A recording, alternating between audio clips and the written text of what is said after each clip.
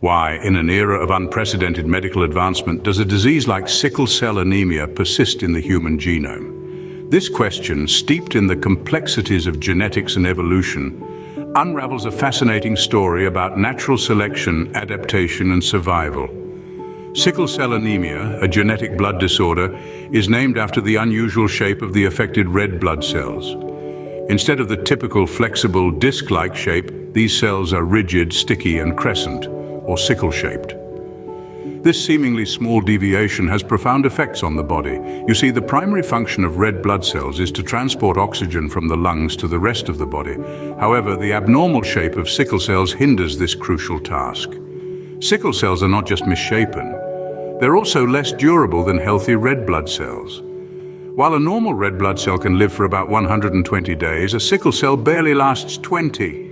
This lifespan disparity results in a shortage of red blood cells, a condition known as anemia. But the problems don't end there. The sticky, rigid nature of sickle cells causes them to clump together, blocking blood vessels. This blockage can lead to painful episodes known as sickle cell crises. Moreover, if the blood supply to a particular organ is cut off, it can lead to life-threatening complications, including stroke and organ damage. If you have an interesting thought that you would like to see on the page, please leave a comment with your mind-blowing thoughts. Now the question arises, why has such a debilitating condition not been weeded out by natural selection? The answer lies in the peculiar relationship between sickle cell anemia and malaria.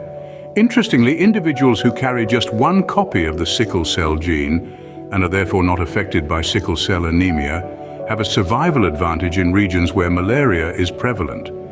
These carriers, known as sickle cell trait individuals, are less likely to suffer severe consequences of malaria. This protective effect has led to the persistence of the sickle cell gene in populations where malaria is or was widespread. So in a roundabout way, sickle cell anemia exists because it has offered a survival benefit against another deadly disease, malaria.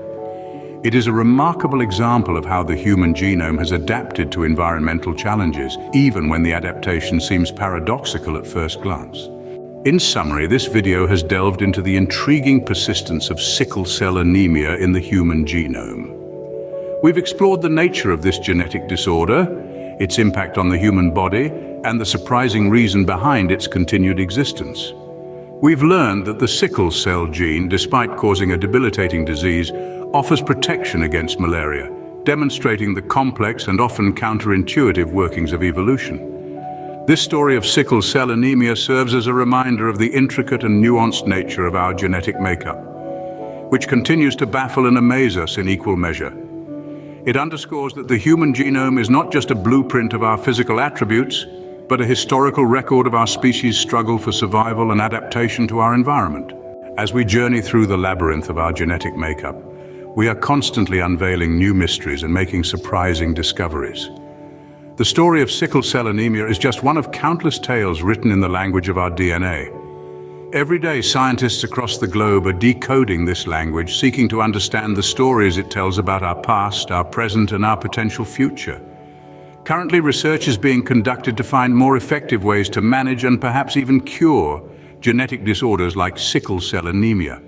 The hope is that with advancements in gene editing technologies like CRISPR, we might one day be able to rewrite the parts of our genetic code that lead to these disorders. But for now, we continue to learn, to explore, and to marvel at the intricate world within each of our cells. The study of genetics is not just about understanding diseases or tracing human evolution. It's about understanding who we are at our very core. In the next scene, we'll wrap up this enlightening journey through the world of genetics. If you found this video informative and interesting, don't forget to like, share, and subscribe to our channel for more such content.